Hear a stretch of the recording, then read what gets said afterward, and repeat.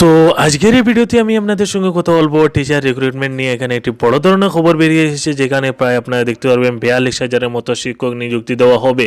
যেখানে রয়েছে একটি বড় ধরনের খবর, তাই আমি আপনাদের সঙ্গে এই খবরটি শেয়ার করার চেষ্টা করব। তাই আমি প্রতিবারের ন্যায় আপনাদের কাছে রিকোয়েস্ট করবো যে আপনারা ভিডিওটি দেখার সঙ্গে সঙ্গে লাইক করবেন, এবং আপনারা যদি আমাদের চ্যানেলে কোনো নতুনভাবে ভিজিট করে থাকেন তাহলে আপনারা আমাদের চ্যানেলটাকে সাবস্ক্রাইব করে নেবেন, এবং সাবস্ক্রাইব করার পর আপনাদের সম্মুখে দেখতে পারবেন একটি বেল আইকন বেশি উঠবে। সেই বেল আইকনে ক্লিক করে আপনারা বেল আইকনটিকে অ্যাক্টিভ করে নেবেন, যাতে আমরা যে সকল নেক্সট আপডেট দেওয়ার চেষ্টা করি সেই নেক্সট আপডেটগুলো আপনারা সহজে পেয়ে যেতে পারেন। তাহলে আজকে এখানে যে একটি বড় ধরনের খবর বেরিয়ে এসেছে, বা এখানে দেখতে পারেন 42,000-এর মতো শিক্ষক নিযুক্তি দেওয়া হচ্ছে সরকারি বিভাগে। সরকারি যে সকল স্কুল রয়েছে সেখানে শিক্ষক নিযুক্তি দেওয়া হচ্ছে। আমি আপনাদেরকে এই ভিডিওতে পুরোপুরি ইনফরমেশন দেওয়ার চেষ্টা করবো, তাই আপনারা ভিডিওটি হয়তো একটু দীর্ঘ হতে পারে, একটু লম্বা হতে পারে। আপনারা ভিডিওটি একটু ধৈর্য সহকারে দেখার চেষ্টা করবেন।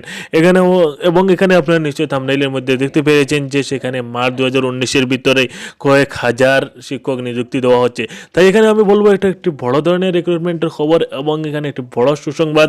যারা শিক্ষিত রয়েছেন, যারা এই এলিজিবিলিটিটা ক্রস করে নিয়েছেন, তাদের জন্য এখানে একটি বড় ধরনের সুসংবাদ বেরিয়ে এসেছে। তাই আপনারা ভিডিওটি দেখার সঙ্গে সঙ্গে লাইক করবেন, এবং লাইক করার সঙ্গে সঙ্গে বেশি বেশি করে শেয়ার করার চেষ্টা করবেন, এবং ভিডিও ডিসক্রিপশনে থাকা আপনারা আমাদের ফেসবুক পেজটা লাইক করে নেবেন। তাহলে আর দেরি না করে এখানে যে সুসংবাদটা বা রিক্রুটমেন্ট নিয়ে খবরটা বেরিয়ে এসেছে, তো এখানে রয়েছে সেই বড় ধরনের খবরটা, যেখানে আপনারা দেখতে পারেন মার্চের মধ্যে রাজ্যে নিয়োগ 42,000 শিক্ষক শিক্ষিকা। যদি আপনারা সাব হেডিংটা দেখুন, সেখানে রয়েছে ইন্টার্নশিপের কোনো যোগ নেই বলে জানালো স্কুল সার্ভিস কমিশন। আপনারা যদি খবরটা দেখেন, বা সেখানে রয়েছে ইন্টার্নশিপ নিয়ে সেখানে একটি বড় ধরনের সমস্যা হতে চলেছে, বা ইন্টার্নশিপ নিয়ে বড় ধরনের সমস্যা চলছে, যেখানে বলা হয়েছে রাজ্য সরকারের পক্ষ থেকে যে প্রতি শিক্ষককে 2,000 অথবা 2,500 করে প্রতি মাসে দেওয়া হবে। কিন্তু এখানে যে স্কুল সার্ভিস কমিশনের পক্ষ থেকে খবরটা জানিয়ে দেওয়া হচ্ছে যে এখানে ইন্টার্নশিপের কোনো ব্যবস্থা থাকবে না।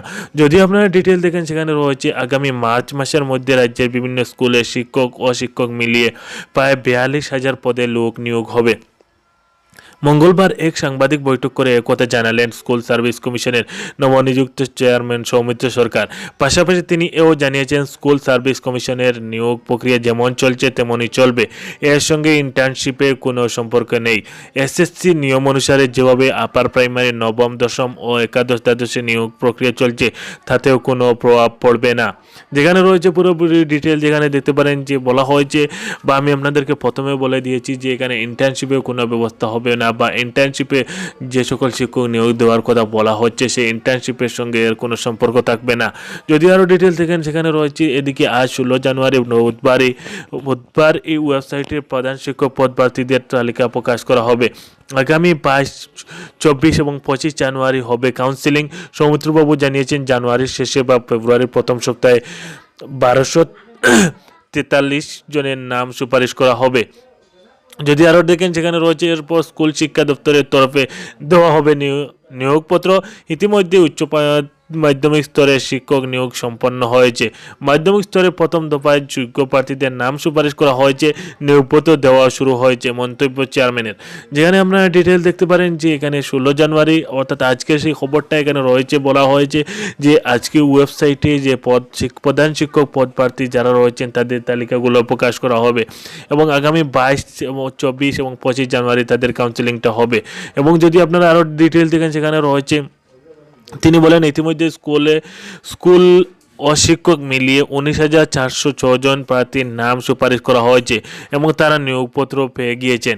আগামী মার্চ মাসের মধ্যে 22,678 জন প্রার্থীর নাম নিয়োগের জন্য সুপারিশ করা হয়ে যাবে।